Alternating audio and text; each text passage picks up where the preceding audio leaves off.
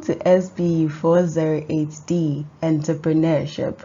My name is Felicia Frida Aiden Akwa, and today we are going to be looking at Unit 1, Entrepreneurship and Small Business Management.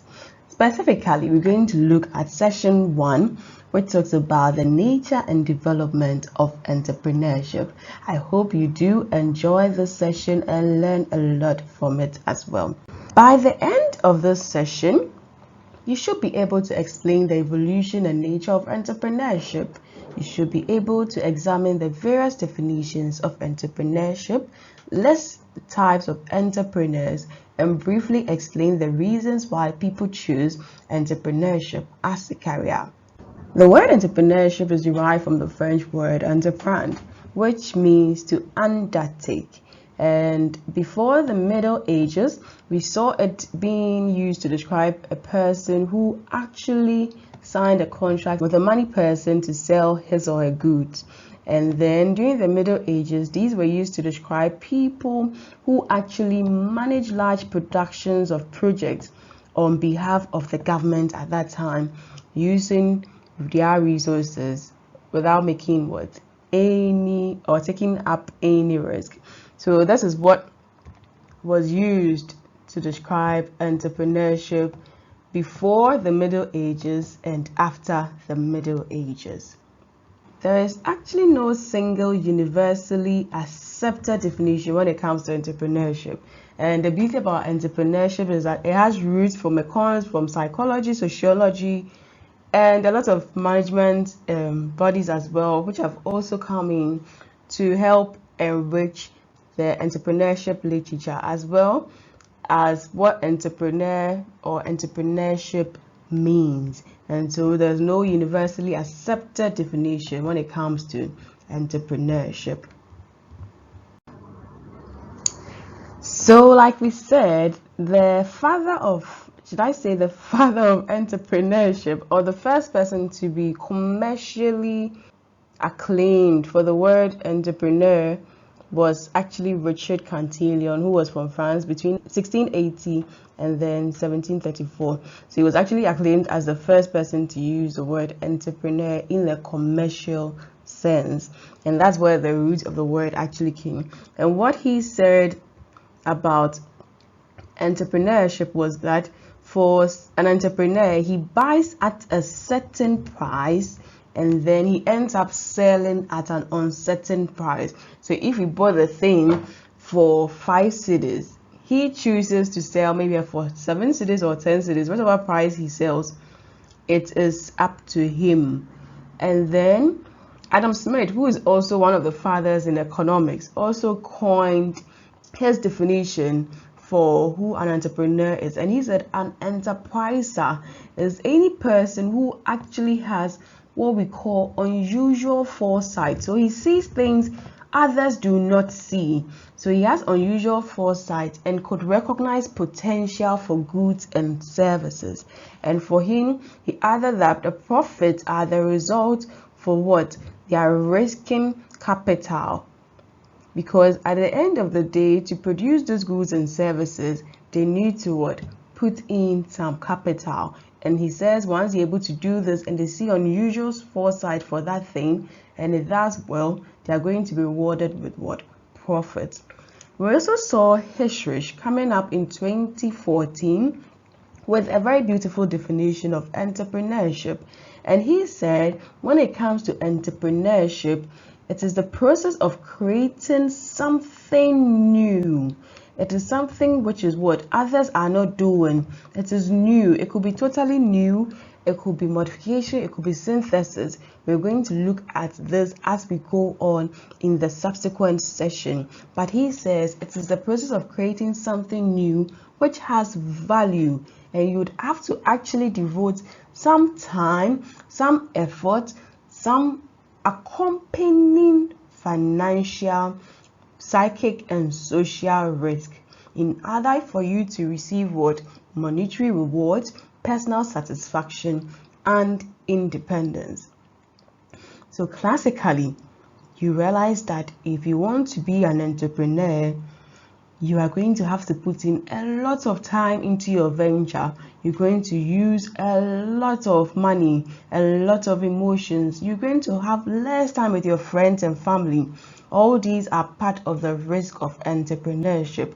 However, if you're able to succeed in this field, you realize that you're going to become more financially rewarded. You're going to have that personal satisfaction of doing what you love and doing it at your best. You're going to be a little bit more independent as well. Now, Hissrich and Peters and Shepard in 2017, which is also a beautiful definition of entrepreneurship, also said that it is a situation in which new goods and products or services, raw materials, and organizing methods are introduced and sold at a greater than their cost of production. So they were saying that when it comes to entrepreneurship, we're looking at a situation in which new goods and services, raw materials, and organizing methods are introduced and sold at a greater than their cost of production. That was by Hissrich, Peters, and Shepard. All entrepreneurs are actually opportunist entrepreneurs or craft entrepreneurs. For opportunist entrepreneurs, these are people who they are very smart when it comes to looking out for opportunities in the environment and taking advantage of this. They usually like challenge, and so once they see something in the environment which they can exploit, it becomes a new challenge for them. They go in, they solve it, or they create something to solve it. They make their money from it.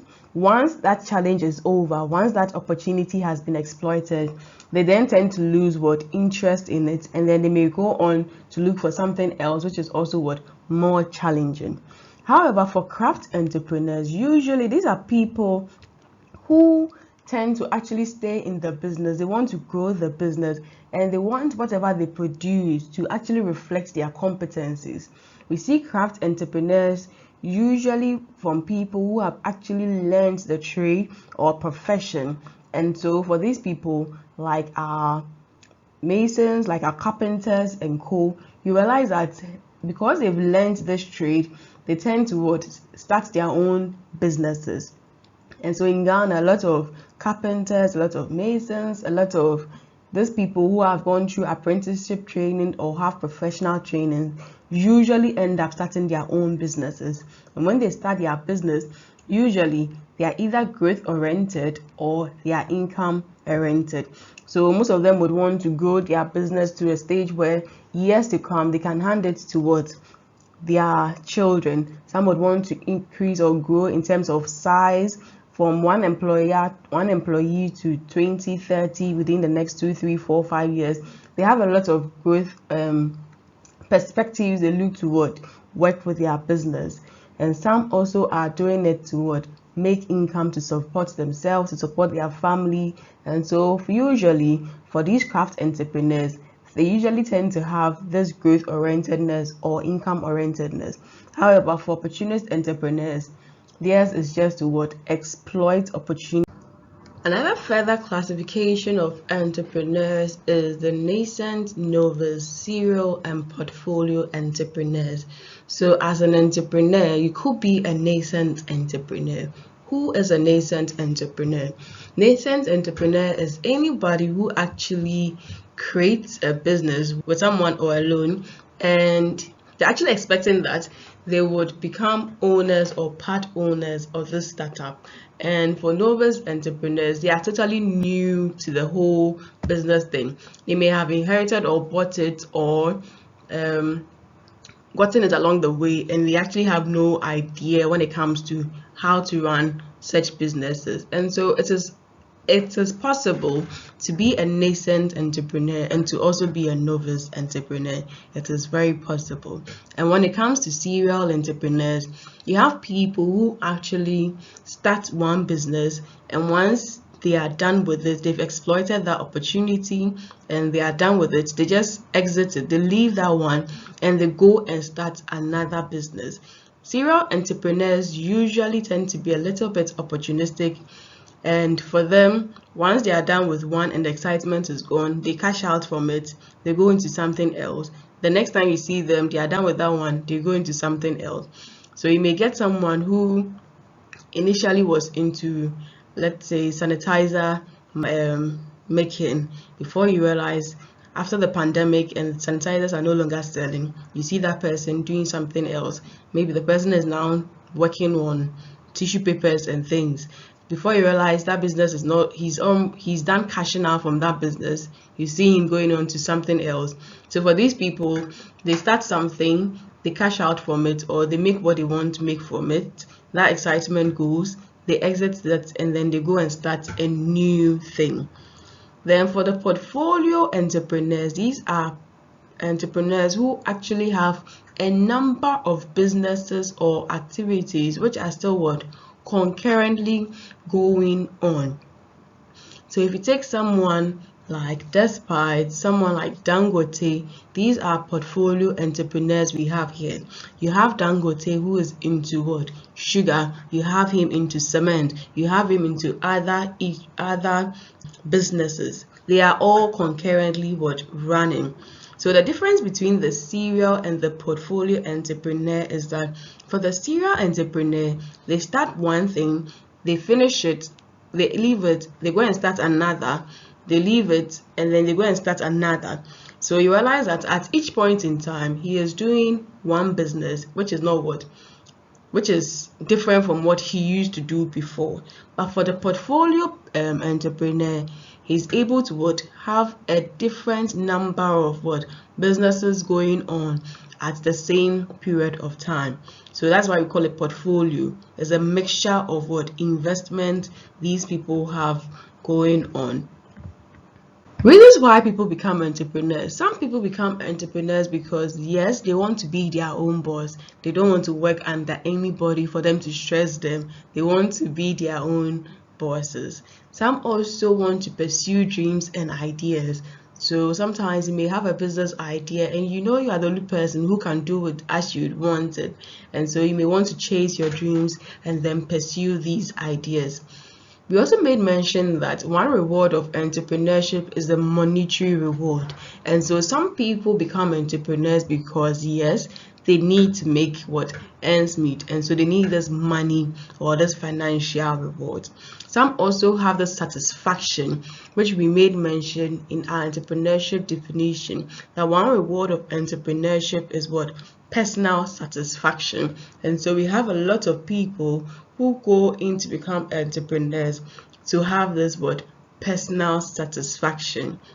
There is also freedom or autonomy in doing your own what, business. And so for some people who do not like to be oppressed, quote and unquote, who would want to stay by themselves and do things at their own pace and time and enjoy that autonomy, tend to opt out for what, becoming entrepreneurs. And sometimes too, people also go in for the prestige of it.